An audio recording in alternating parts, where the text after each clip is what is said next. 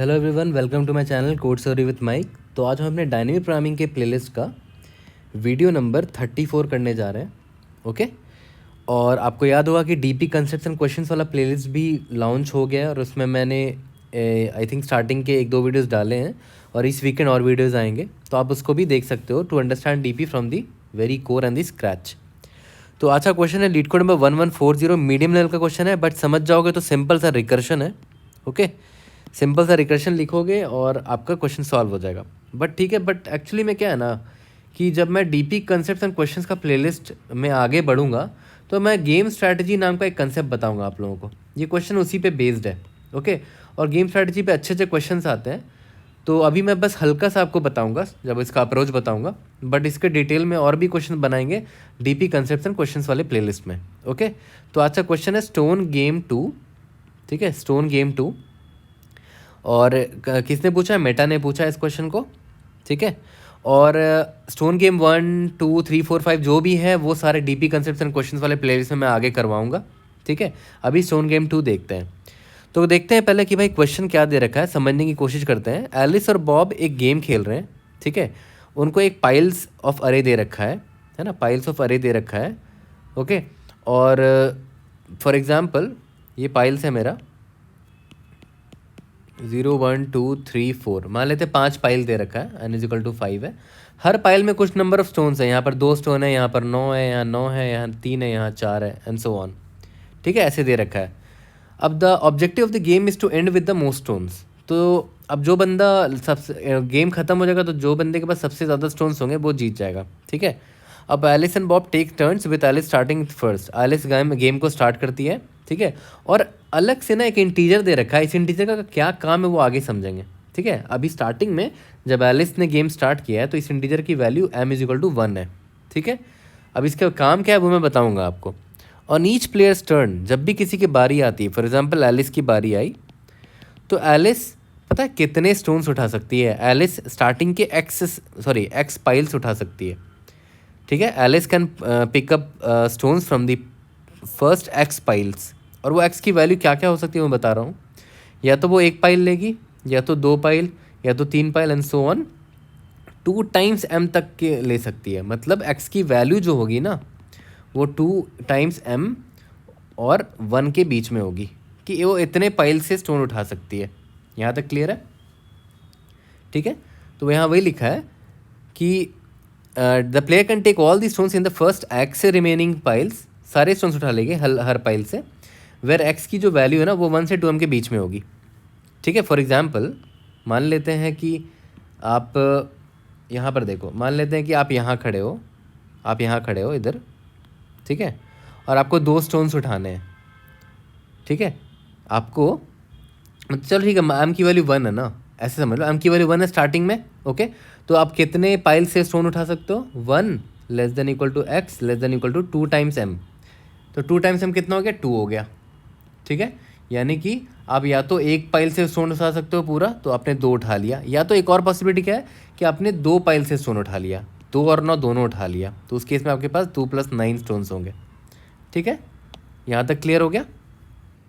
इसके बाद पता है क्या बोलता है कि जब मान लेते हैं एलिस की बारी हो गई या फिर बॉब की बारी हो गई, तो जो नेक्स्ट बंदा जब उसकी बारी आएगी तो उसके लिए पता है m की वैल्यू क्या हो जाएगी? उसके लिए m की वैल्यू ये हो जाएगी। ठीक है, m की वैल्यू मैक्स ऑफ m जो ऑलरेडी m की वैल्यू थी, या फिर x, यानी कि इससे पहले वाले बंदे ने कितना स्टोन उठाया था, है ना, उन दोनों में जो मैक्स होगा वो m की वैल्यू अपडेट हो जाएगी नेक्स्ट टाइम के लिए। अभी एग्जाम्पल से बताऊंगा तो और अच्छे से क्लियर होगा, टेंशन मत लो। That game continues until all the stones have been taken, सारे स्टोन्स खत्म हो जाएंगे तो मतलब गेम खत्म हो जाएगा। Okay, assuming Alice and Bobby play optimally, this line is very important. हर गेम स्ट्रैटेजी के क्वेश्चन में मोस्ट ऑफ द टाइम ऐसा लाइन लिखा होता है कि जो ओपोनेंट प्लेयर्स हैं गेम खेल रहे हैं वो दोनों ऑप्टिमली खेल रहे हैं। और गेम स्ट्रैटेजी जब मैं पढ़ाऊंगा तो ये बताऊंगा भी आपको। Okay, return the maximum number of stones that Alice can get. तो यहाँ पर सिर्फ एलिस की बात हो रही है, सिर्फ एलिस के बारे में पूछा जा रहा है कि एलिस कितना स्टोन्स मैक्सिमम उठा सकती है, मैक्सिमम की बात हो रही है, ध्यान देना। ओके, तो आगे बढ़ते हैं और देखते हैं क्वेश्चन से समझते हैं कि भाई ये कहना क्या चाह रहा है। ओके, तो चलो इस एग्जांपल से स्टार्ट करते हैं। मैंने इंडेक्सिंग कर दी है 0, 1, 2, 3, 4, और ये पाइल्स की वैल्यूज़ है हमारे।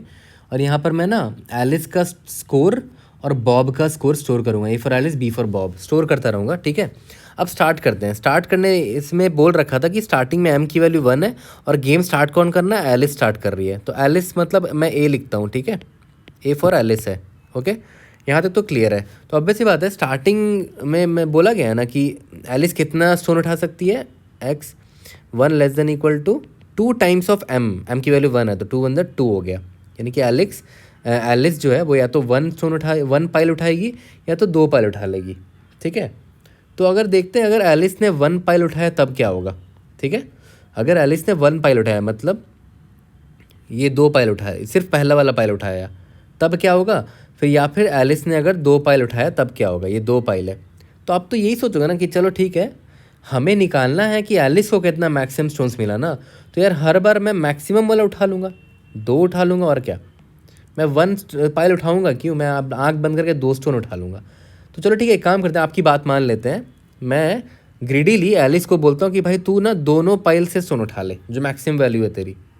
तो एलिस को क्या मिल जाएगा, 2 + 7 दैट इज़ 9, 2 + 7 दैट इज़ 9। तो एलिस ने कितने स्टोन्स उठाए, कितने पाइल्स उठाए, 2 पाइल्स उठाए।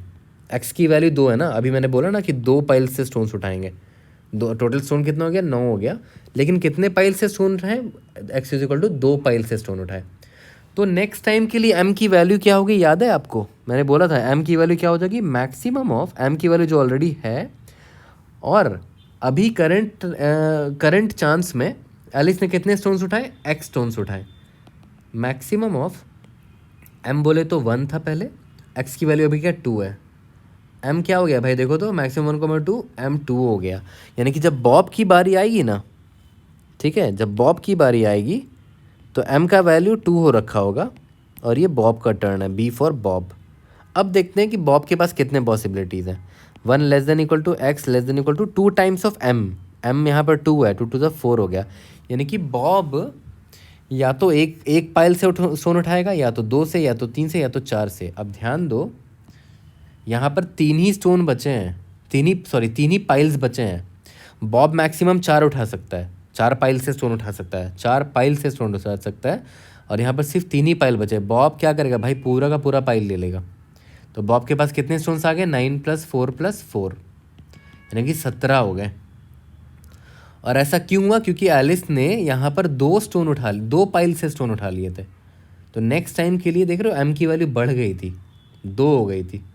अब इसी को मैं अगर इसी को मैं क्या करता हूँ, दूसरा पॉसिबिलिटी लेके दिखा रहा हूँ आपको कि स्टार्टिंग में एम इज इक्वल टू 1 था, एलिस की बारी थी, ठीक है, और 1 less than equal to x less than equal to 2 times of M that is 2 थी। तो इस बार एलिस ने ग्रीडी नहीं काम किया। इस बार एलिस ने बोला कि सिंस मैं या तो 1 उठा सकती हूँ या तो 2 उठा सकती हूँ, मैं 1 ही उठाऊंगी। तो एलिस का स्कोर क्या होगा वो लिख लेते हैं। अगर एलिस ने एक ही पाइल उठाया तो एलिस का ये 2 मिल जाएगा, 2 स्टोन्स मिल गए। यहाँ तक क्लियर है। अब मतलब मैं यहाँ लिख देता हूँ कि एलिस ने कितने पाइल से स्टोन उठाए, सिर्फ 1 पाइल से ही स्टोन उठाए। ठीक है, तो नेक्स्ट टाइम के लिए एम की वैल्यू क्या हो जाएगी, maximum of M comma X, अभी जितना एलिस ने पाइल्स उठाए हैं। ठीक है, मैक्सिमम ऑफ एम क्या है, 1 है, एक्स क्या है, 1 है, 1 ही हो गया। यानी कि एम नेक्स्ट टाइम के लिए एम 1 ही हो गया। तो नेक्स्ट टाइम के लिए एम 1 है, बॉब का टर्न है। ठीक है, अब बॉब के पास कितने चांसेस है, less than X less than equal to 2 times of M, यानी कि 2 ही है ना, 2 ही है और क्या। तो बॉब क्या करेगा, ग्रीडीली, हो सकता है बॉब भी 1 ही उठाए, या तो हो सकता है बॉब ग्रीडीली उठाए। तो मैं काम करता हूँ ना, मैं बॉब ने 2 उठा लिया, मान लेते हैं 7 और 9 उठा लिया। ठीक है, तो बॉब का स्कोर क्या हो जाएगा इस बार, बॉब का स्कोर क्या हो जाएगा, 7 + 9 16 हो जाएगा। यहाँ तक क्लियर है। मतलब बॉब ने कितने स्टोन्स उठाए, 2 स्टोन्स उठाए। ठीक है, तब नेक्स्ट टाइम जब एलिस की बारी आएगी तो क्या हो जाएगा, एम का value max of M comma X, max of M की वैल्यू इस बार क्या थी, 1 ही थी, और एक्स की वैल्यू क्या थी, 2 थी, क्योंकि बॉब ने 2 स्टोन्स उठाए। तो एम की वैल्यू देख रहे हो 2 हो गई। अब नेक्स्ट टाइम एलिस को देखो क्या मिलेगा, एम का वैल्यू 2 मिलेगा, एलिस का टर्न है। एलिस कितना स्टोन उठा सकती है, less than equal to 2 times of M, यानी कि 4। एलिस क्या करेगी, बचे हुए कितने हैं देखो तो, बचे हुए, एक सेकेंड, बचे हुए ये हैं, ये और ये हैं, 4 और 4 है ना, क्योंकि 2 स्टार्टिंग में एलिस ने लिया था, बॉब ने ये दोनों ले लिया, और अभी एलिस ने ये दोनों उठा लिया, क्योंकि एलिस चार कितने उठा सकती है, एक दो तीन या चार पाइल से स्टोन उठा सकती है। तो एलिस ने दोनों ले लिया, तो एलिस का स्कोर क्या हो जाएगा, +4 + 4 10 हो गए। ठीक है, याद करो लास्ट टाइम 9 ही मिले थे एलिस को, जबकि एलिस ने ग्रेडिली खेला था। इस बार हमने दिमाग लगाया, एलिस ने 21 स्टोन उठाए थे स्टार्टिंग में, और देखो एलिस कहाँ पर पहुँच गई। इस बार एलिस को 10 मिल गया, दैट्स वाई हमारा आंसर 10 ही है एक्चुअली में। कितने भी और भी पॉसिबिलिटीज ट्राई करोगे तो मैक्सिमम एलिस को जो स्टोन्स मिल सकते हैं वो 10 ही मिल सकते हैं। ठीक है, तो अब देखते हैं यार अप्रोच में कैसे लेंगे इसको। ओके, गेम स्ट्रैटेजी के क्वेश्चंस कैसे बनते हैं और वो क्यों डायनेमिक प्रोग्रामिंग के प्लेलिस्ट के अंडर फॉल करते हैं, है ना, डायनेमिक प्रोग्रामिंग की कैटेगरी में क्यों आते हैं। ठीक है, तो गेम उससे पहले मैं ना गेम स्ट्रैटेजी के बारे में एक बहुत इंपॉर्टेंट लेसन दे दूँ आपको। बहुत छोटा सा लेसन है, ठीक है, बट काफ़ी कम लोग बताते हैं ये सब चीज़ें। ठीक है, डायरेक्ट क्वेश्चन का सलूशन पे जाओगे समझ में नहीं आएगा, बस थोड़ा देर के लिए समझोगे, बट आपको एक चीज़ पता होनी चाहिए बहुत इंपॉर्टेंट, जो गेम स्ट्रैटेजी क्वेश्चंस के रिलेटेड होता है। ठीक है, तो पहले वो समझते हैं। तो देखो गेम स्ट्रैटेजी में तो आपको पता ही होगा ना कि दो ओपोनेंट्स खेलते हैं एक दूसरे के अगेंस्ट। ठीक है, तो ऐसे बहुत सारे क्वेश्चंस हैं ऑलरेडी। मेरे गिटहब रिपोजिटरी में जाओ तो गेम स्ट्रैटेजी नाम की एक अलग से मैंने रेपो बना रखी है, डीपी वाले रेपो के अंदर में गेम स्ट्रैटेजी करके। उसमें कुछ कुछ क्वेश्चंस हैं, वो मैं डीपी कंसेप्ट्स एंड वाला जो मैंने प्लेलिस्ट बनाया है, वो जब उसमें मैं गेम स्ट्रैटेजी स्टार्ट करूँगा तो वो सारे क्वेश्चन बनवाऊँगा। ओके, तो बट इस क्वेश्चन को सॉल्व करने के लिए सबसे ज़रूरी चीज़ समझ लेते हैं। तो वो गेम स्ट्रैटेजी में क्या होता है, हमेशा मेंशन क्या होता है कि दोनों प्लेयर ऑप्टिमली खेलेंगे। ऐसा नहीं है कि एक बंदा वीक है एक बंदा स्ट्रांग है, दोनों प्लेयर स्ट्रांग है, दोनों प्लेयर स्मार्ट से खेलेंगे, दोनों प्लेयर एक दूसरे के लिए सबसे बुरा चाहेंगे, राइट। तो जब भी आपकी टर्न आती है ना, when it is your turn, for example हमारे केस में क्या है, हमें देखना है कि एलिस को मैक्सिमम कितने स्टोन्स मिलते हैं। तो यहाँ पर क्या है, एलिस, अगर एलिस का टर्न है, अगर एलिस की बारी है तो Alice will do her best, do your best. When it is your turn do your best. इसका मतलब पता क्या हुआ कि मैक्स रिजल्ट लेना। ठीक है, अभी पूरा समझ में नहीं आ रहा होगा, आई अंडरस्टैंड, बट थोड़ा आगे बढ़ो, क्वेश्चन बनाएंगे तब और क्लियर होगा। इतना तो समझ में आ रहा है ना कि जब आपकी बारी आती है तो अगर आप ऑप्टिमली खेलते हो तो ऑब्वियस बात है आप अपना बेस्ट देना चाहोगे, इसीलिए मैक्स आप सोचोगे हर बार अपने लिए। ठीक है, आपके रिजल्ट में जो आंसर ऐड होगा वो मैक्स वाला, आप जितना भी आप पॉसिबिलिटीज़ आपने ट्राई किए हैं उसमें जो मैक्स वाला आंसर होगा आप उसी को लेना चाहोगे, क्योंकि आप बेस्ट सोच रहे हो अपने लिए और आप ऑप्टिमली खेल रहे हो। लेकिन अगर आपके ओपोनेंट की बारी है, मतलब यहाँ पर बॉब की बात हो रही है, अगर बॉब की बारी है, if it is Bob's turn, if it is opponent's turn, then expect the worst from him. ठीक है, यानी कि हम उससे मिनिमम रिजल्ट एक्सपेक्ट करेंगे भाई, कि वो मुझे मिनिमम रिजल्ट, मेरे लिए मिनिमम रिजल्ट वो छोड़ेगा। ठीक है, क्योंकि वो बॉब तो यही चाहेगा ना कि कम से कम स्टोन एलिस को मिले। ठीक है, यहाँ तक क्लियर है। तो ये दो चीज़ दिमाग में रखोगे, ये क्वेश्चन का सबसे इम्पॉर्टेंट जो पार्ट है ना क्लियर हो जाएगा अगर ये दो चीज़ आपने दिमाग में रखी तो। बाकी ये क्वेश्चन बहुत आसान है, सिंपल सा रिकर्शन लिखना है आपको, बट उस रिकर्शन में एक इंपॉर्टेंट चीज़ है जो इस दोनों के समझने के बाद ही आपको आता। तो अब हम स्टार्ट करते हैं अपना क्वेश्चन को सॉल्व कैसे करेंगे उसको। ओके, देखो कोड आसान क्यों है इसका वो मैं समझाना चाह रहा हूँ आपको। आपको ये तो पता है ना कि स्टार्ट हमेशा एलिस करती है और वो इंडेक्स नंबर 0 से स्टार्ट करेगी हर बार, ये तो मुझे पता है ना, गेम स्टार्ट 0 इंडेक्स से हो रहा है और स्टार्टिंग की वैल्यू m की जो है वो 1 है, ये तो मुझे पता ही है हर बार। ठीक है, अब मैंने आपको क्या बोला था कि एलिस के पास कितने चांसेस हैं, x < 2 टाइम्स ऑफ m < 1, यानी कि एलिस एक बार में कितने पाइल से स्टोन ले सकती है, या तो 1 या तो 2, कब तक 2 से 2 × m टाइम्स से। तो यानी कि इतने पॉसिबिलिटीज़ हैं मेरे पास, राइट। तो क्यों ना मैं सारे पॉसिबिलिटीज़ ट्राई कर लूँ, मैं सारे पॉसिबिलिटीज़ ट्राई कर लेता हूँ, जिससे मैक्सिमम आएगा वही मेरा बेस्ट आंसर होगा। ठीक है, तो मैं क्या कहना चाह रहा हूँ, मैं एक फंक्शन लिखता हूँ, ठीक है, सॉल्व फॉर एलिस नाम का एक फंक्शन लिखता हूँ, क्योंकि मुझे एलिस से ही मतलब है ना, एलिस का मैक्सिमम निकालना है मुझे। ठीक है, और उसमें मैंने क्या भेजा कि एलिस, ऑब्वियस बात है गेम कौन स्टार्ट कर रहा है, एलिस। तो मैं एक काम करता हूँ, एलिस का नाम मैं 1 रख देता हूँ और बॉब का नाम 0 रख देता हूँ। ठीक है, यहाँ तक क्लियर है। तो भाई गेम स्टार्ट कौन कर रहा है, एलिस कर रही है, तो मैंने 1 भेज दिया। Okay, 1 is for Alice. और भाई कौन से इंडेक्स से स्टार्ट हो रहा है, 0th इंडेक्स से स्टार्ट हो रहा है। भाई स्टार्टिंग में m की वैल्यू क्या है, स्टार्टिंग में m की वैल्यू m है, ये तो बड़ा आसानी से समझ में आ गया होगा आपको। ऑब्वियस सी बात है, गेम क्वेश्चन में ही दे रखा कि ये आपका स्टार्टिंग फेज़ है। ठीक है, अब आगे बढ़ते हैं, ये तो समझ में आ गया। अब अपने सॉल्व फॉर एलिस फंक्शन को लिखते हैं ना पहले। ठीक है, सॉल्व फॉर एलिस फंक्शन को लिखते हैं। चलो ठीक है, सॉल्व फॉर एलिस फंक्शन को मैं लिख रहा हूँ। पहला बंदा क्या है कि कौन सा पर्सन है वो, है ना। पहला जो पैरामीटर है उससे मुझे क्या पता चल रहा है कि पर्सन कौन सा है। तो मैं एक काम करता हूँ ना, वेरिएबल ही ले लेता हूँ पर्सन नाम से। ठीक है, दूसरा क्या था भाई, ये क्या था, इंडेक्स था ना। तो इंट आई मान के चल लो कि अभी आप आई इंडेक्स पे खड़े हो। ओके, उसके बाद क्या है, इंट करंट एम की वैल्यू क्या है। चलो यहाँ तक तो सब कुछ क्लियर लग रहा है।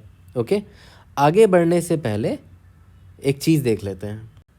तो देखो पहले ये समझते हैं, उसके बाद कोड में आगे बढ़ेंगे। मान लेते हैं आई यहाँ पर है अभी। ठीक है, तो ऑब्वियस सी बात है, स्टार्टिंग चांस है एलिस यहाँ पर थी और उसे कितने पॉसिबिलिटीज़ हैं कि भाई वो ना x is equal to less than equal to 2 times of, starting में एम की वैल्यू 1 थी ना, तो 2 times of 1 less than equal to 1। यानी कि एलिस या तो एक बार में एक स्टोन उठा सकती है, सॉरी एक पाइल उठा सकती है, या तो 2 पाइल उठा सकती है। तो मुझे सारे पॉसिबिलिटीज़ देखने पड़ेंगे ना। ठीक है, मान लेते हैं पहले वाली पॉसिबिलिटी देखते हैं। मान लेते हैं एलिस ने एक बार में एक पाइल उठाई, तो भाई कितने स्टोन्स हो गए, स्टोन्स हो गए मेरे 2 हो गए ना। चलो ठीक है, 2 है अभी मेरा सम। ठीक है, ये मैं एक्स इज इक्वल टू 1 के लिए बात कर रहा हूँ। ओके, यहाँ तक क्लियर है। तो स्टोन्स इज इक्वल टू 2 है, या फिर आप ये कह सकते हो ना कि स्टोन्स इज इक्वल टू 2 नहीं मान लो, मतलब स्टार्टिंग में स्टोन्स की वैल्यू मान लेते हैं 0 है, तो stones plus is equal to 2 किया था ना। तो 2 एक्चुअली में किसकी वैल्यू है, पाइल्स ऑफ 0th इंडेक्स की। तो एक्चुअली मैंने निकाला कैसे, पाइल्स ऑफ, अभी मैं आई पे खड़ा हूँ। ठीक है, एक्स इज इक्वल टू 1 है ना, मतलब मुझे एक एलिमेंट लेना है प्लस एक्स। ठीक है, लेकिन सिंस ये 0 बेस्ड इंडेक्स है तो -1 तो करना पड़ेगा ना। ठीक है, कौन सा एलिमेंट ऐड हुआ, आई प्लस एक्स माइनस 1। ठीक है, तो देखो आई प्लस एक्स माइनस 1 कितना हो जाएगा, पाइल्स ऑफ आई है मेरा 0 प्लस एक्स है मेरा 1 है -1। ठीक है, तो 1 - 1 कट गया, पाइल्स ऑफ 0 आ गया।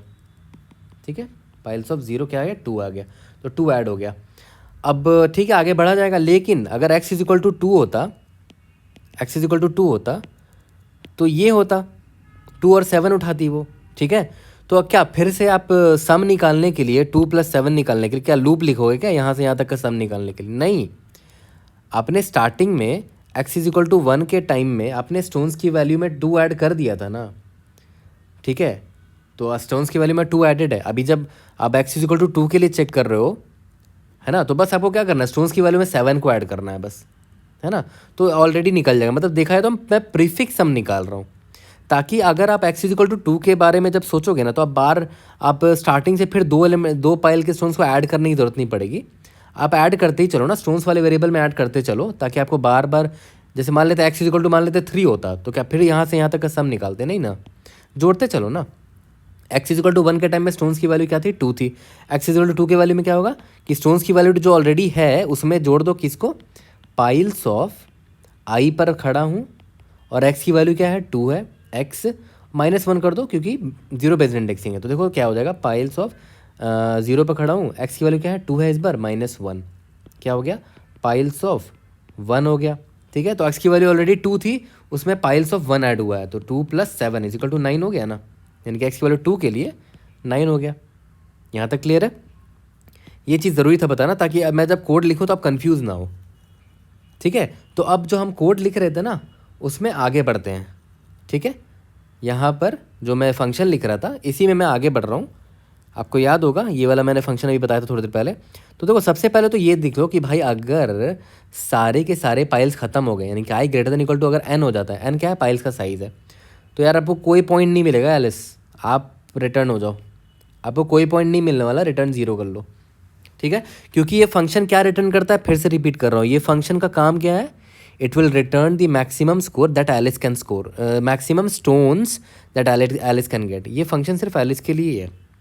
ठीक है, इसीलिए मैं बोल रहा हूँ कि अगर i greater than equal to है ना, तो रिटर्न 0, जो 0 मैं रिटर्न कर रहा हूँ एलिस के लिए रिटर्न कर रहा हूँ। ठीक है, चलो यहाँ तक तो क्लियर हो गया होगा सब कुछ।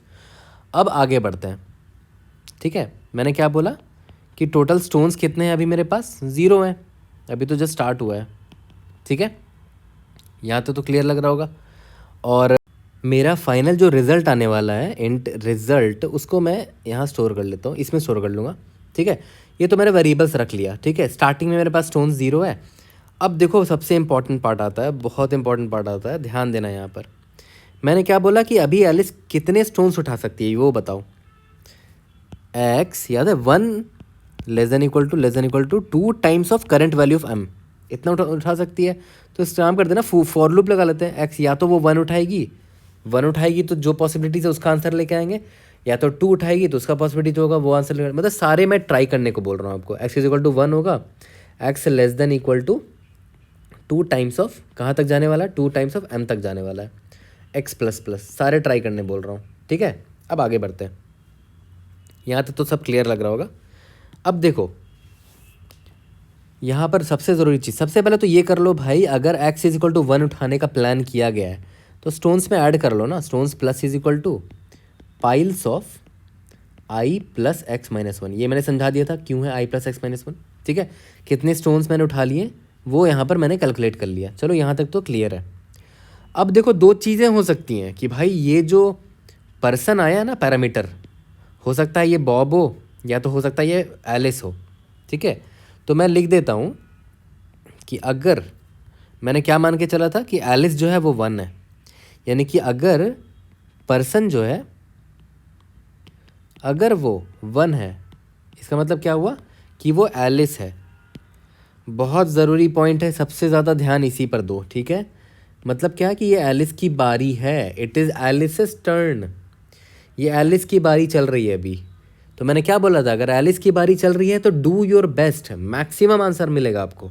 ठीक है, तो जो भी आपका रिजल्ट था पहले से, it will be equal to maximum of जो ऑलरेडी वैल्यू था रिजल्ट का, कॉमा करंट जो आपके पास स्टोन्स है वो एलिस ने उठाए हैं।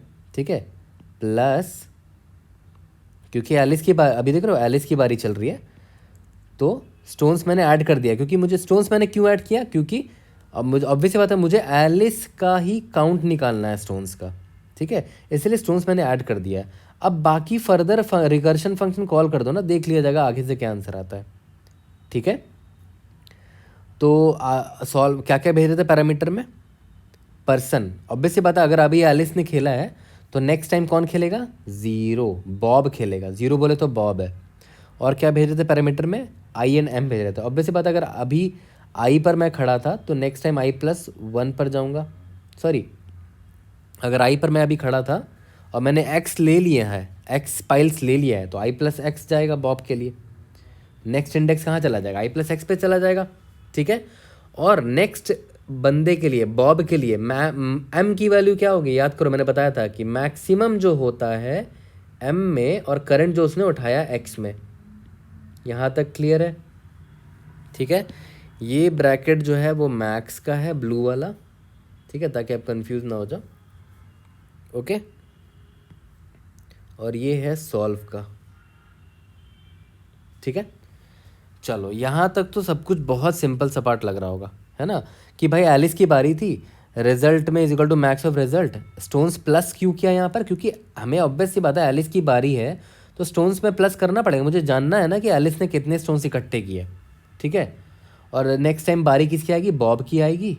और सिंस अभी एलिस आई पर खड़ी थी, उसने एक्स पाइल्स ले लिए, तो next time I plus x से बॉब स्टार्ट करेगा। ठीक है, और नेक्स्ट टाइम के लिए एम ये होगी, ये तो क्वेश्चन में ही दे रखा था। चलो बहुत अच्छा, अब आते हैं सबसे ज़्यादा इम्पॉर्टेंट पार्ट पे। अगर ये एलिस नहीं है तो एल्स में कौन होगा भाई, बॉब होगा। एल्स में बॉब होगा, और क्या, कोई सुपर साइंस नहीं है, बॉब होगा अगर एलिस नहीं है तो। ठीक है, यहाँ तक तो बहुत सिंपल लग रहा है। अब आगे देखो, इसको मैं अलग कलर से ही लिखता हूँ क्योंकि सबसे इंपॉर्टेंट पार्ट यही है गेम स्ट्रैटेजी का। ठीक है, अब देखना मैं क्या लिखने जा रहा हूँ। देखो मैंने क्या बोला कि अगर बॉब की बारी आई तो एक्सपेक्ट करना कि तुम्हें वर्स्ट रिजल्ट मिलेगा बॉब से, क्योंकि बॉब चाहता है तुम्हारा बुरा हो। ठीक है, मैंने गेम स्ट्रैटेजी का सेकंड रूल क्या बताया था कि अगर if it is your opponents turn expect the worst, यानी कि रिजल्ट पता है क्या होने वाला है, मिनिमम होने वाला है। आप मैक्स एक्सपेक्ट कर ही नहीं सकते क्योंकि ये आपका ओपोनेंट की बारी है। ये रिजल्ट यहाँ तक क्लियर है, तो मिनिमम ही होगा आपका आंसर। ठीक है, अब सिंस ये बॉब की बारी थी तो नेक्स्ट टाइम रिकर्शन जब कॉल करेंगे, ठीक है, देखो यहाँ पर स्टोन्स प्लस मैंने नहीं किया है, यहाँ पर स्टोन्स प्लस किया था। क्यों? क्योंकि ये एलिस की बारी थी ये एलिस की बारी थी ना, तो ये स्टोन्स प्लस जो हुआ है वो एलिस ने उठाया होगा, और ये फंक्शन किसके लिए लिखा गया है? एलिस के ही तो लिखा गया है ना, इसलिए यहाँ स्टोन्स प्लस किया गया मैंने। बट यहाँ पर स्टोन प्लस क्यों करूँगा? यहाँ पर जो रिजल्ट आ रहा है उसमें स्टोन्स प्लस क्यों करूँगा भाई? मुझे तो ये तो बॉब का स्टोन है ना, बॉब ने उठाया होगा कि अगर ये बॉब की बारी चल रही होगी तो मैं वो स्टोन क्यों ऐड करूँगा अपने फंक्शन के रिजल्ट में? तो यहाँ पर मैं स्टोन्स प्लस नहीं करूँगा, डायरेक्ट सॉल्व कॉल करूँगा। यहाँ तक क्लियर है? ठीक है, नेक्स्ट टाइम एलिस की बारी आएगी तो 1 लिख दिया, और आई प्लस एक्स तो हो गई क्योंकि अभी आई पर खड़ा था बॉब, उसने एक्स ले लिए थे, तो आई प्लस एक्स से एलिस स्टार्ट करेंगे नेक्स्ट टाइम। और इस बार नेक्स्ट टाइम के लिए एम क्या होगा? वही एम कॉमा एक्स में जो मैक्स हो गया। यहाँ तक क्लियर है? ये चीज़ सबसे इम्पॉर्टेंट था यार, ठीक है, इस पर बल्ब बना दो, बहुत इंपॉर्टेंट था ये पार्ट। और गेम स्ट्रैटेजी में ऐसे क्वेश्चंस आएंगे और मैं बनाऊंगा और सिखाऊंगा भी आपको, ठीक है। डीपी कंसेप्ट्स वाले प्लेलिस्ट में मैंने बताया कि मैं गेम स्ट्रैटेजी भी बताऊंगा, ठीक है। तो ये चीज़ इन पर और क्वेश्चंस बनाओगे तो और अच्छे से क्लियर होगा, ठीक है। अब लास्ट में हमें क्या करना है भाई? सिंपल रिटर्न रिजल्ट कर दो, ख़त्म कहानी, दैट्स इट, ओके। यहाँ तक तो क्लियर दिख रहा होगा। अब एक चीज़ बताओ, एक छोटा सा बड़ा सिंपल सा चीज़ है, कुछ फैंसी है नहीं इसमें, ठीक है। देखो, result is equal to max of result comma stones plus ये किया ना, ये जब एलिस की बारी थी तब, तो ऑब्वियस सी बात है यहाँ पर रिजल्ट इज इक्वल टू कोई बहुत छोटा नंबर लिख देते हैं, -1। स्टार्टिंग में तो -1 रख लेते हैं, ताकि यहाँ जब मैक्स निकालूंगा तो ये -1 होगा, और यहाँ से कुछ बड़ा वैल्यू आएगा, तो जो बड़ा मैक्स है वही आ जाएगा मेरा, ठीक है। बट यहाँ पर देखो, अगर रिजल्ट में minimum of result comma solve है और यहाँ -1 कर दिया, तो भाई ये तो गड़बड़ हो गई ना, -1 आ जाएगा यहाँ पर, क्योंकि मिनिमम निकालना है हमें, ठीक है। तो यार बॉब के केस में ना -1 नहीं ले सकते रिजल्ट को स्टार्टिंग में, ठीक है। देखो, ये एक डिटेल मैं बता रहा हूँ आपको, ये कहीं पर अच्छे से लिखा हुआ नहीं है, लीडकोड का ऑफिशियल सोल्यूशन भी देखोगे इतने अच्छे से नहीं बताया हुआ होगा, ओके। तो मैं यहाँ इसीलिए पता है क्या करने वाला हूँ, मैं यहाँ रिजल्ट को डिसाइड करता हूँ कि अगर एलिस की बारी है तो भाई रिजल्ट की वैल्यू क्या लिखूंगा? ठीक है, कोई -1 छोटा सा वैल्यू ले लूँगा, क्यों? क्योंकि यहाँ मैक्स निकाल रहा हूँ, ठीक है। लेकिन अगर बॉब की बारी है तो मैं क्या करूँगा? एक बड़ा सा वैल्यू ले लूँगा, इंट मैक्स ले लूँगा, और क्या है ना। क्यों इंट मैक्स लूँगा? तो क्या होगा, यहाँ पर एक इंट मैक्स आ जाएगा स्टार्टिंग में, यहाँ से कोई आएगा नॉर्मल वैल्यू आएगा, तो ऑब्वियस सी बात है दोनों में मिनिमम कौन होगा? जो नॉर्मल वैल्यू होगा, नॉर्मल वैल्यू ही आना चाहिए। इंट मैक्स तो मैंने ऐसे ही ले लिया, ठीक है। यहाँ तक क्लियर है कि क्यों यहाँ पर हमें रिजल्ट को अलग अलग लेना पड़ा, ठीक है, क्योंकि एक जगह मैक्स निकाल रहे हैं, एक जगह मिन निकाल रहे हैं, ठीक है। तो देखा जाए तो हमने सबसे इम्पॉर्टेंट पार्ट समझ लिया है। अब बस एक छोटी सी चीज़ देखो, यहाँ पर x less than equal to 2 times m है ना, ठीक है। तो देखो, मान लेते हैं एक एग्जांपल को लेकर चलो, मान लेते हैं आप यहाँ पर खड़े हो, ठीक है, और m की वैल्यू है 2, ठीक है। तो आप कितने पाइल्स उठा सकते हो? याद है, 1 less than equal to 2 times of m, यानी कि आप एक पाइल उठा सकते हो, या तो 2 पाइल उठा सकते हो, या तो 3, या तो 4 उठा सकते हो। अब एक बात बताओ, आप आई पे खड़े हो, यहाँ पर अगर आपने एक पाइल उठाया तो ठीक है, आपने ये उठा लिया, अगर आपने 2 पाइल उठाया तो ठीक है, आपने ये उठा लिया और ये भी उठा लिया। भाई 3 और 4 पाइल कहाँ उठा पाओगे? 3 और 4 पाइल कहाँ उठा पाओगे? तो ऑब्वियस सी बात है, आउट ऑफ बाउंड नहीं चले जाओगे आप, 3 और 4 तो आ ही नहीं पाएगा। तो या तो ऐसे कर लो कि x less than equal to क्या था, 2 टाइम्स m था ना, तो 2 टाइम्स m ना करके ऐसे कर दो कि भाई मिनिमम ऑफ 2 टाइम्स m अगर आ जाता है मेरे बाउंड के अंदर, या वो ठीक है, या तो फिर मेरा n की वैल्यू क्या है भाई? टोटल 5 एलिमेंट्स है ना, 5 एलिमेंट्स है, और अभी मैं i पर खड़ा हूँ, ठीक है। i की वैल्यू क्या है? 3 है, तो 5 - 3 करोगे तो 2 आ जाएगा, मतलब आपके पास सिर्फ 2 ही ऑप्शन है, अभी 2 ही एलिमेंट उठा सकते हो। तो मैं बोल रहा हूँ n - i एलिमेंट्स, या तो 2 टाइम्स m एलिमेंट्स उठा सकते हो 1 से लेकर, मतलब मैं क्या बोल रहा हूँ, x की वैल्यू कहाँ से कहाँ तक जा सकती है?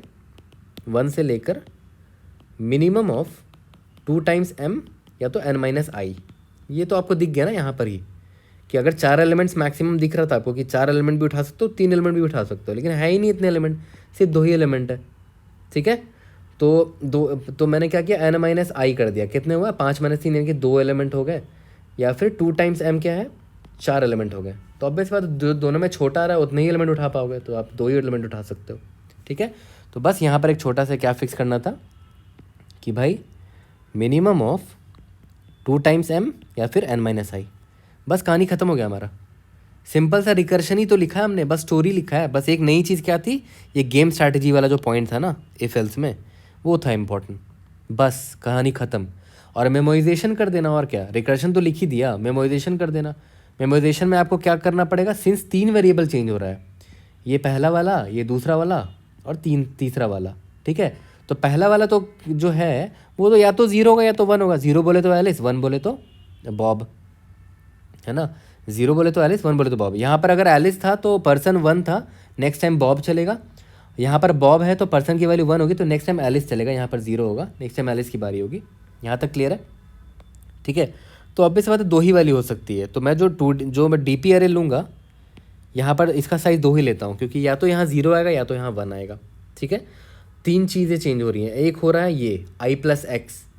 आई प्लस एक्स क्या है भाई, इंडेक्स है। तो इंडेक्स कितना हो सकता है, जो n का साइज़ है तो n प्लस 1 ले लूँगा।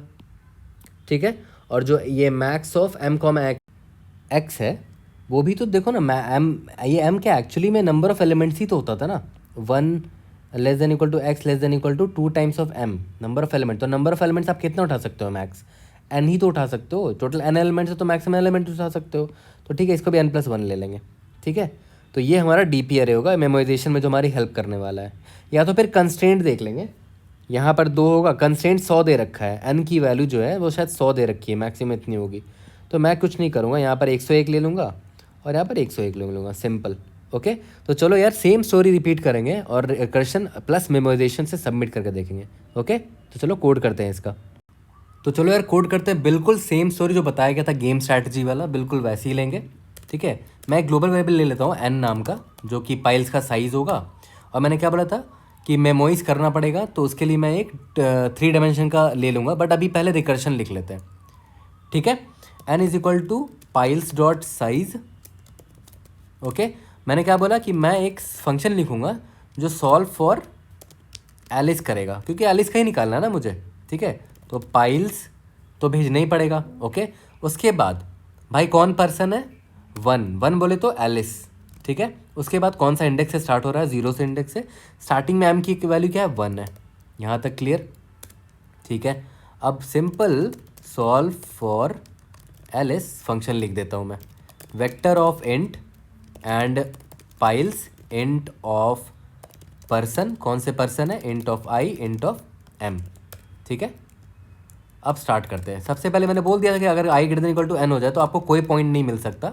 अब आप कोई स्टोन नहीं उठा सकते, तो स्टोन का काउंट क्या होगा, 0, नो स्टोन, है ना। इसके बाद रिजल्ट, मैंने रिजल्ट क्या बोला था कि अगर पर्सन इज इक्वल टू 1 है, मतलब अगर वो एलिस है, ठीक है, तो रिजल्ट की वैल्यू -1 होगी, नहीं तो मैं इंट मैक्स कर लूँगा। और ये भी मैंने बता दिया था कि क्यों करूँगा। ओके, अब स्टोन्स का काउंट निकाल लेते हैं। स्टार्टिंग में स्टोन्स मेरे पास 0 है, और आप कितने पाइल उठा सकते हो, x इज इक्वल टू 1 से x less than equal to minimum of 2 times of m या फिर n माइनस आई। ये भी मैंने आपको बता दिया था। ठीक है, देखो हर एक पॉइंट बता दिया, तभी मैं यहाँ लिख रहा हूँ, कुछ एक्स्ट्रा नहीं बताऊँगा, कुछ मिस नहीं करूँगा। ओके, ठीक है, तो चलो स्टोन्स का काउंट निकालते हैं। Stones plus is equal two piles of i plus x, -1 वाला बंदा ऐड होगा, पाइल ऐड होगा। ठीक है, if person is equal to अगर 1 है, मतलब अगर एलिस है ये, तो मैं लिख देता हूँ ये एलिस की बारी है, टर्न एलिस का है, तो भाई मैक्सिमम मिलने वाला है एलिस को, क्योंकि जब आपकी बारी होती है तो आप बेस्ट करते हो, सम प्लस सॉल्व, सम नहीं होगा, सॉरी स्टोन्स ले रखा है ना, कितने स्टोन्स मिल रहे हैं वो निकालना है। ठीक है, अभी सिंस एलिस की बारी थी तो नेक्स्ट टाइम किसकी बारी आएगी, नेक्स्ट टाइम 0 भेज रहा हूँ, यानी बॉब की बारी आएगी, i+1 और max of m comma x. ठीक है, एल्स इंपॉर्टेंट यही है, result is equal to minimum of, result minimum क्यों किया भाई, बॉब की बारी है तो आप उससे मिनिमम ही एक्सपेक्ट करो, expect worst from him. Okay, और अब आगे जब बढ़ोगे तो ऑब्वियसली बात है, सिंस अभी बॉब ने खेला तो नेक्स्ट टाइम कौन खेलेगा, एलिस खेलेगी। 1 i plus x and max of m comma x. ठीक है, रिटर्न रिजल्ट। और क्या, इसको पहले एग्जाम्पल टेस्ट केसेस रन करके देख लेते हैं, सारे पास हो जाने चाहिए, फिर इसको मेमोराइज कर लेंगे। ओके, सॉल्व नाम नहीं है, सॉल्व फॉर एलिस है।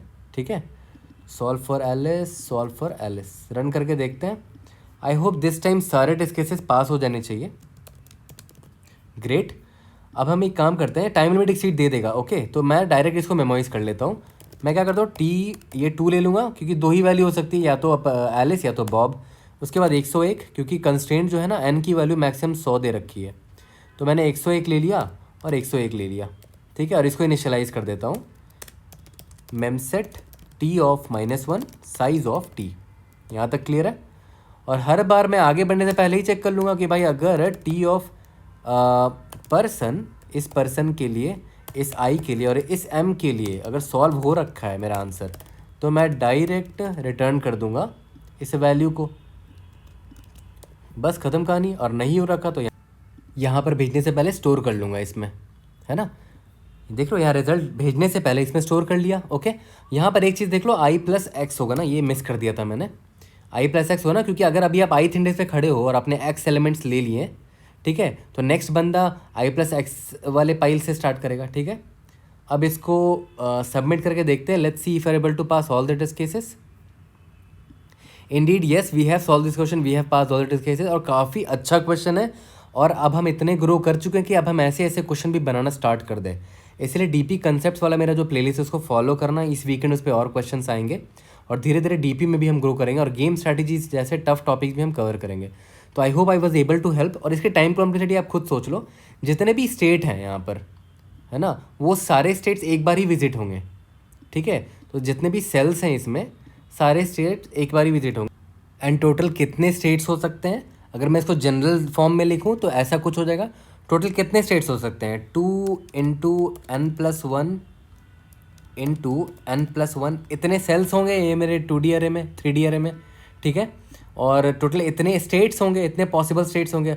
और यानी कि इसको अप्रॉक्सीमेटली लिख सकते हो ना कि n of square possible states हैं। ठीक है, और आप हर एक पॉसिबल स्टेट्स के लिए ये फॉर लूप चला रहे हो भाई। ठीक है, जो कि मैक्सिमम ऑफ, अगर इस फॉर लूप का देखा है तो O ऑफ n टाइम है ये, है ना, मैक्सिमम n तक चलेगा ये। ठीक है, तो हर पॉसिबल स्टेट्स के लिए आप एक बार n का लूप चला रहे हो, तो ये अप्रॉक्सीमेटली O ऑफ n³ हो जाएगा। ठीक है, ठीक है, कोई भी डाउट होता है raise in the comment section, try to help you out. See you guys in the next video, thank you.